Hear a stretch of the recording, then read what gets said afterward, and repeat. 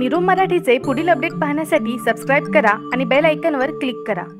मराठीमधील लोकप्रिय चॅनलच्या मुख्य आणि ताज्या बातम्या एकाच ॲपवर प्राप्त करण्यासाठी डाउनलोड करा पब्लिक वाइब। अभिनेत्री मृण्मयी देशपांडेंनी काहीच महिन्यापूर्वी स्वप्नील राव याच्यासोबत लग्न केले होते। मृण्मयीचे लग्न धूमधडाक्यात झाले। अनेक सेलिब्रिटींनीही तिच्या लग्नाला हजेरी लावली होती।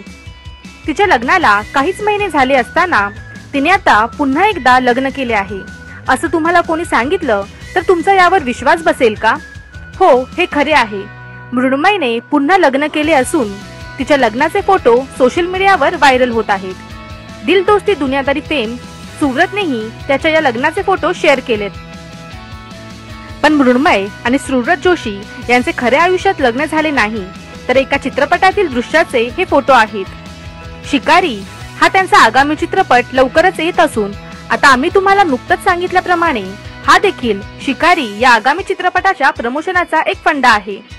तर फ्रेंड्स, अशाच काही गॉसिप आणि मनोरंजन जगतातल्या लेटेस्ट अपडेट्ससाठी लाईक, शेअर आणि सबस्क्राइब करायला विसरू नका।